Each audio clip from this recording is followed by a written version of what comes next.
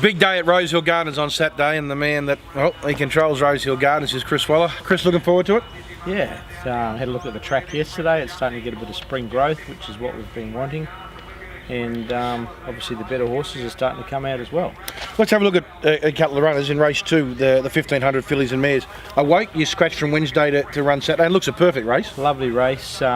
She's got 61 kilos, but she's one of 3 that has. There's not a big spread in the weights apart from one down at 53. Last start run was very good. She's had a bit of a gap between runs. She's trialled since, so she's ready to go. We're dating this video because Gretna is due to run here at Warwick Farm in an hour's time.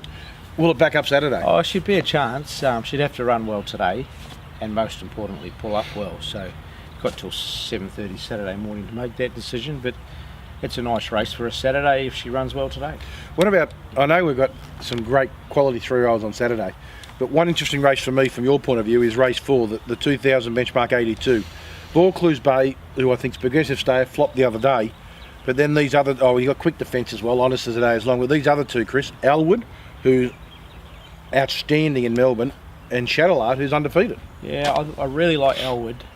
He won well the other day, but he's been very unlucky prior to that. So it was good to see him clear out and win with a bit of authority. It's a tougher race on Saturday, but he's drawn well. He'll get a lovely run and he's well weighted. Shadowlard, well, I wouldn't have thought he was going to win first up, let alone second up and third up, and each time we've raised the bar and he keeps sleeping it. So it's another step up on Saturday. His work's been good, he's coping well with his racing, and the distance and big tracks certainly won't be a problem. What about Vaucluse Bay? Can he bounce back? Did you find a problem? He put up with arrhythmia, so it was clear cut that was the issue, and it normally doesn't come back again. He's had ECGs done, he's been through a thorough testing procedure and trialled since. Corey rode him in a trial on Monday at Ramwick.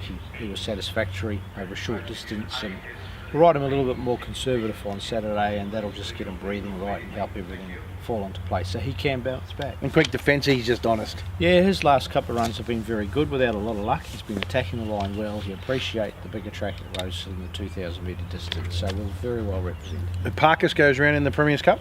Yeah, needs to improve a little bit. He's third up from a spell. He's threatened to be competitive in these types of races. And he's sort of a in and out sort of a horse, but third up from a spell with a lightweight Corey Brown aboard, there's no excuses. Tough ass, Sambro, in the Ming Dynasty. Yeah, he did it in a rush at the end of this 2-year-old season. We saw him lead the JJ Atkins field up in Brisbane and just got beaten to run 5th. I think that was a pretty good run. He's come back well. The Fastnet rocked colt, you'd expect them to improve at 3, so he's drawn well to get a nice run. What about the Linton Cafe, which is a benchmark 80 over the 1500? Hogman A, he's got a big weight, but gets barrier 1 and the claim for Lee McGorrigan. Yeah, Lee did a good job on Lifeless Ordinary, almost got the job done running second last week, and just finding 3 kilo claims just so much more effective than a 1.5, 100%. Especially when you're riding against the best in Australia.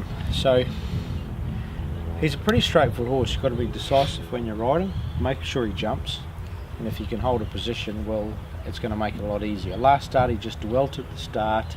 He was on the back foot. That was the first time you'd been beaten at Rosehill. Yeah, so got a liking for Rosehill, hence the reason for finding the race. And if Lee rides him well, he'll be very hard to beat. Regal Monarch, Hugh Bowman's on it, awkward gate. Yeah, he showed no pace whatsoever last preparation. It wasn't until he got up to 2,400 metres that he found form.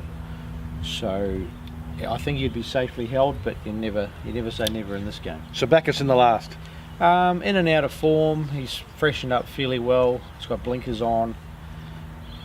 Good barrier, good jockey. He needs to improve though. Waller's West? Yeah. Best? I was trying to do WW thing. I'd go Elwood. I think he's a really progressive horse. I'm not saying that the other 3 in the race aren't, but he might just really jump out of the ground this spring, this horse. Thanks. Good luck. Thank you.